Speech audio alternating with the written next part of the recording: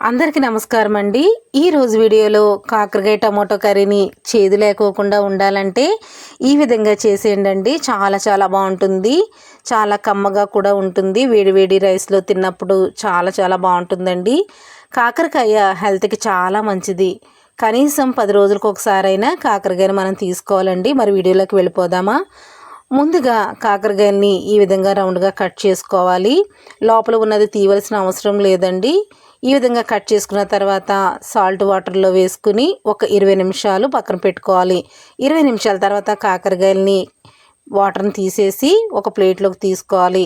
Stove on చేసుకుని కళాయి పెట్టుకున్నాక 2 టేబుల్ స్పూన్స్ ఆయిల్ వేసుకుని ఆయిల్ కాగిన తర్వాత కాకరకాయ ముక్కలు వేసేసుకుని మంటని లో ఫ్లేమ్లో ఉంచుకుంటూ లైట్గా మనం ఫ్రై చేసుకోవాలి.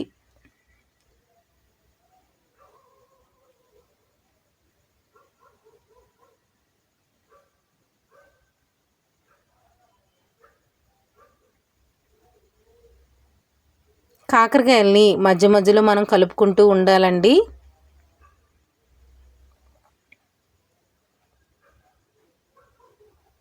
చూసారా, ఈ విధంగా కలర్ మారే వరకు కాకరకాయలను మనం ఫ్రై చేసుకోవాలి. ఇలా ఫ్రై అయిన తర్వాత ఒక ప్లేట్లోకి మొత్తం అంతా తీసేసుకోవాలి.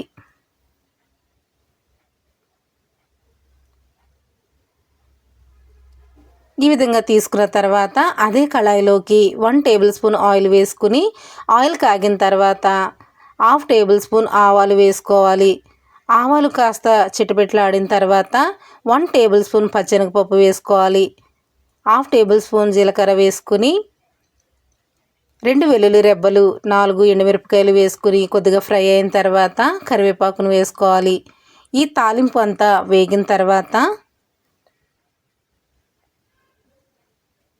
ఉల్లిపాయలు పచ్చిమిరపకాయలను వేసేసుకోవాలి. ఉల్లిపాయలు పచ్చిమిరపకాయల్లో కొద్దిగా పసుపు వేసుకుని మగ్గించుకోవాలండి. 1 నిమిషం పాటు మూత పెట్టేసుకోవాలి.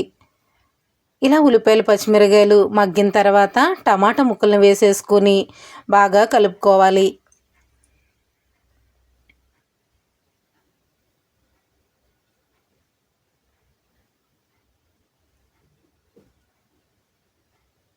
టమాటా ముక్కలు కూడా మనకి బాగా మగ్గిపోవాలండి. మూత పెట్టేసుకుని టమాటా ముక్కలను కూడా మగ్గించుకోవాలి. టమాటా ముక్కలు కూడా మగ్గిపోయినవి కదండి. ఈ విధంగా మగ్గిన తర్వాత ముందుగా మనం ఫ్రై చేసి పెట్టుకున్న కాకరకాయలను తీసుకుని వేసేసుకోవాలి.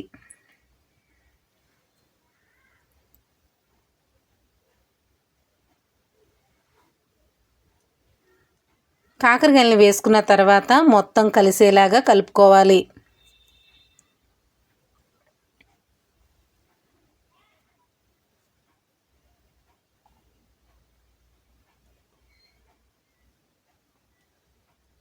ఇలా కలుపుకున్న తర్వాత మూత పెట్టేసుకుని ఒక 2 నిమిషాలు మగ్గించుకోవాలి.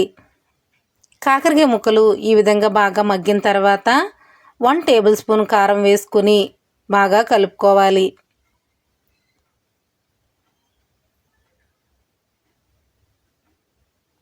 కారం వేసిన తర్వాత ఒక 2 నిమిషాలు మగ్గించుకోవాలండి. వాటర్ని అయితే యాడ్ చేయవలసిన అవసరం లేదండి. మనకు ఆయిల్లోనే ఇవన్నీ కూడా మగ్గిపోయినాయి కదా, వాటర్ని వేయకూడదు.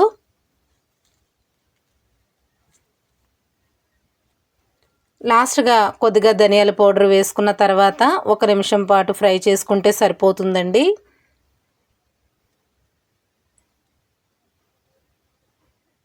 అంతేనండి, ఎంతో టేస్టీగా టమాటో కాకరకాయ కర్రీ రెడీ అయిపోయింది.